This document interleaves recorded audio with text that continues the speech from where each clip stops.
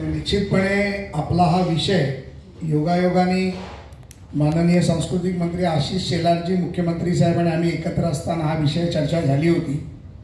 मला वाटतं 2 मार्चला रवींद्रनाट्य मंदिरचं उद्घाटन आहे, ते देखील नवीन स्वरूपात आपल्या सगळ्यांसमोर येत आहे आणि निश्चितपणे सन्माननीय आशिष शेलार 2 तारखेला रंगभवनच्या देखील डागडुगीची आणि पुनर्निर्माणाची घोषणा करतील आणि त्या बाबतीतला पत्रव्यवहार देखील मी आशिषजींशी करतो आणि निश्चितपणे येणाऱ्या महिनाभरात रंगभवनची देखील का ते अडलंय, कशासाठी अडलंय हे सांस्कृतिक मंत्री निश्चितपणे त्याची काळजी घेतील आणि ते राज्य सरकारच्या माध्यमातून केलं जाईल अशी मी आशा व्यक्त करतो।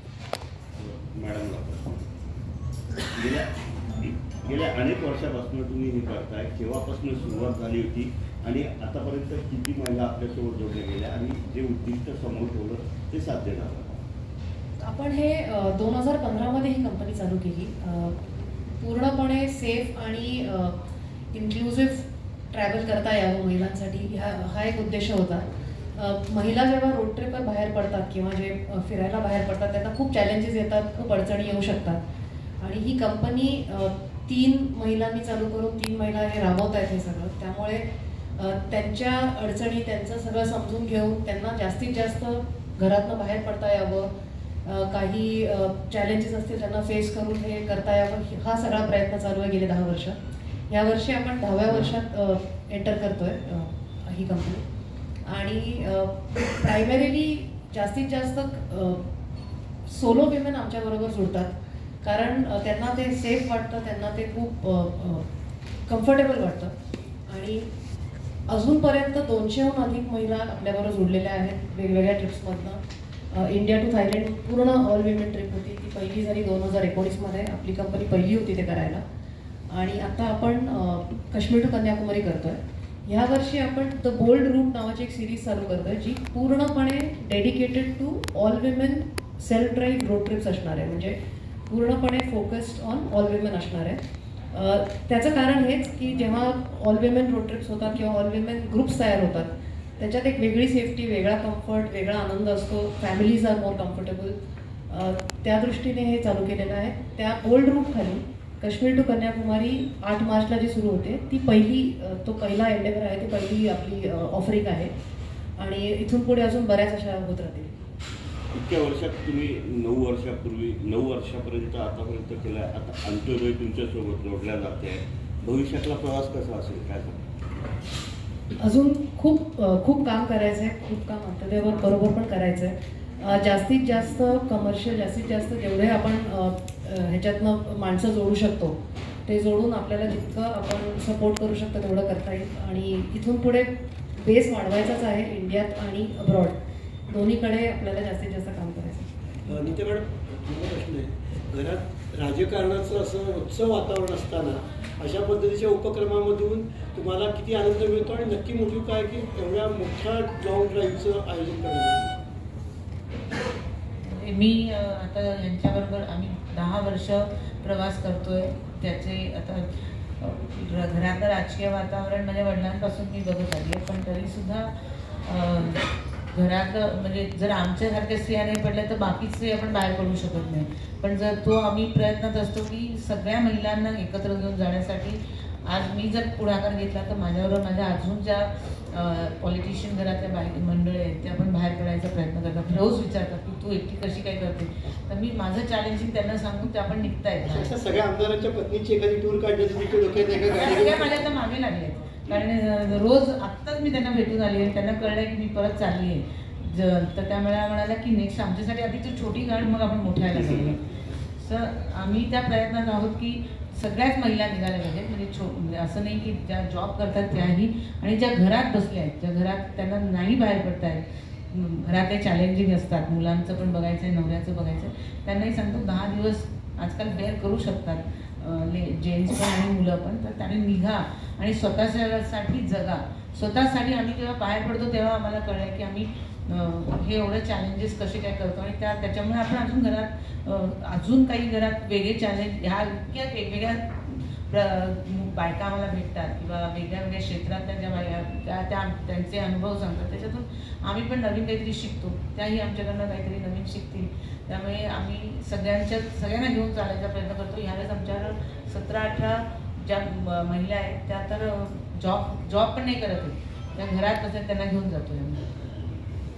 या मोहिमेच्या महिलांचा सहभाग असणार आहे, त्या महिला फक्त मुंबईतल्या आहेत की मुंबईच्या बाहेरच्या पण असतील? मुंबईच्या बाहेरच्या पण आहेत, ऑल ओव्हर इंडियाच्या आहेत. माझी एक मैत्रीण दुबईवर येते. सो लुधियाना, बँगलोर, ओडिसा, पुणे, दिल्ली, कोची सगळीकडे येतात ह्या ड्राईव्हसाठी. मॅम, आपल्या समाजात ज्या बायनरीज आहेत त्या ब्रेक करण्यासाठी तुम्ही एक चांगला एक्झाम्पल क्रिएट करताय की बायनरीज ब्रेक करून वुमन्सनी पण ड्राईव्ह केलं पाहिजे. पण 10 वर्षात फक्त तुम्ही जसं म्हटलं की 200हून अधिक महिला सहभागी झाल्या, तर तुम्हाला असं वाटत नाही का की अजून काहीतरी कार्यक्रम करून आपण अजून जास्त महिलांपर्यंत पोहोचवलं पाहिजे? आणि ते कार्यक्रम जर तुम्ही विचार करत असतील तर तुमच्या डोक्यात अशी काय कल्पना आहे की ते कार्यक्रम कसे असावेत किंवा कसे असतील? अगदी बरोबर प्रश्न आहे आणि खूप ह्या वर्षी तर स्पेशली बरेच प्लॅन्स आहेत. जवळजवळ 6 ट्रिप्स आपण ऑल विमेनच्या अनाऊन्स करतोय. त्याच्यात मंगोलिया आहे, त्याच्यात इंटरनॅशनल ट्रिप्स आहेत, त्याच्यात इंडिया ट्रिप्स पण बऱ्याच आहेत. आपण एक कम्युनिटी फॉर्म करतोय ह्याच्यात. आता आपण गेल्या 2-3 वर्षात बघितलं तर खूप महिला ज्या इंडियात आहेत, नॉट जस्ट बॉम्बे पण इंडियात आहेत, त्या खूप ॲडव्हेंचरमध्ये एंटर करायला चालू केलं आहे. सॉरी, मी हिंदी इंग्लिश जरा मिक्स चालू केलं त्यांनी. आणि त्यांची एक कम्युनिटी फॉर्म करणं कुठेतरी गरजेचं आहे, जिथे ते येऊन त्यांचे एक्सपिरियन्सेस शेअर करू शकतात, वेगवेगळे अनुभव घेऊ शकतात आणि एका सेफ आणि कम्फर्टेबल एन्व्हायरमेंटमध्ये त्यांना मनसोक्त एन्जॉय करता यावं, त्यांना मनसोक्त एक्सपिरियन्स करता यावं. एक खूप ट्रान्सफॉर्मेशनल जर्नीज असतात ह्या. खूप वेगळ्या परिस्थितीतनं येऊन खूप वेगळ्या मनस्थितीत परत जातात आणि ते जो ट्रान्सफॉर्मेशन आहे त्याचा आम्हाला खूप अभिमान आहे. खूप जणांनी, खूप महिलांनी येऊन सांगितलं की खूप वेगळं वाटलं या ट्रिपवर येऊन आणि खूप लाईफ चेंजिंग झाली आहे ही ट्रिप. त्याच्यावर फोकस आहे.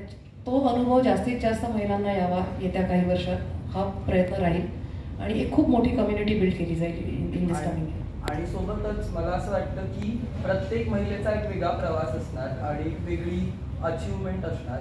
तर मला असं वाटतं की जर त्या प्रत्येक महिलेचा जर त्यांना हवं असेल किंवा त्यांना पटत असेल तर तो प्रवास जर संग्रहित करून आपण जर लोकांपर्यंत पोहोचवू शकलो तर कदाचित अजून इन्स्पायरिंग असेल. निश्चितपणे आपण जो प्रश्न विचारला तो आमच्या डोक्यात होताच की प्रत्येक महिलाच्या स्वतःची एक जीवनशैली आणि तिच्या जीवनाचा एक प्रवास असतो. ह्या जीवनशैलीचा इतिहास एकत्रपणे करून त्यांच्या जीवनाचे अनुभव एकत्रित करून, कारण आम्ही लहानपणी जी पाहिली ती आमची आई नोकरी करून आम्हाला मोठं करणारी होती. आत्ताची प्रत्येक महिला ही कुठला कुठला व्यवसाय करते, नोकरी करते. काही महिला घरात जरी असल्या तरी त्यांचे स्वतःचे ड्रीम्स असतात. अशा अनेक महिलांचे अनुभव एकत्रित करून त्याचं एक कॉफी टेबल बुक निश्चितपणे आमच्या विचारात आहे, ते आम्ही करावं. दुसरं, मगाशी यांनी जसं माझ्या बायकोला प्रश्न विचारला की तुमची इच्छा आहे का की अजून महिलांनी यावं, तर प्रथम मी माझ्यापासूनच म्हणून सुरुवात केली आहे. लोकासागे ब्रह्मज्ञान स्वतः कोरडा पाषाण असं नको. त्यामुळे पहिलं तर मी माझ्या बायकोला सोडायला सुरुवात केली. त्यामुळे माझी बायको बाहेर गेली तर मी लोकांना सांगू शकतो की बाबा तुमच्याही बायकांना तिच्याबरोबर पाठवा. त्यामुळे तुमच्याही बायका येऊ शकतात. त्यामुळे तुम्ही काही चिंता नाही. जसं मगाशी नीताने सांगितलं की आत्ताच्या या ट्रिपमध्ये जवळजवळ 17 ते 18 महिला अशा आहेत की ज्या खरोखर आर्थिक बोज घेऊ शकत नाही. तर अशा महिलांसाठी एम्बार्कच्या माध्यमातून आणि अंत्योदयच्या माध्यमातून त्यांची व्यवस्था ही या 3 महिलांनी आणि त्यांच्या कंपनीने केली. त्यामुळे असं नाही की फक्त उच्च शिक्षित महिलाच पाहिजे, कमवणारीच महिला पाहिजे. ज्यांना खरोखर समाजाच्या प्रवाहामध्ये यायचं आहे आणि समाजाबरोबर आपल्याला एखाद्या चांगल्या सामाजिक कार्यात वाहून घ्यायचं आहे, त्यांची मानसिकता ती असेल तर एम्बार्कच्या माध्यमातून त्या महिलांना देखील प्रोत्साहन देण्याचं काम, म्हणजे या लोकांनी असं ठरवलं आहे की प्रत्येक ट्रीपमध्ये किमान 10 ते 20% महिला अशा आपण घेऊन जायच्या की ज्यांची खरोखर आर्थिक परिस्थिती नाही, पण ती आर्थिक परिस्थिती नसताना देखील त्यांची इच्छाशक्ती आहे किंवा त्यांच्यामध्ये काहीतरी क्वालिटीज आहेत ज्या माध्यमातून भविष्यात यांना बरोबर घेऊन आपल्याला काहीतरी करता येईल. हा प्रयत्न देखील एम्बार्कच्या माध्यमातून राहणार आहे.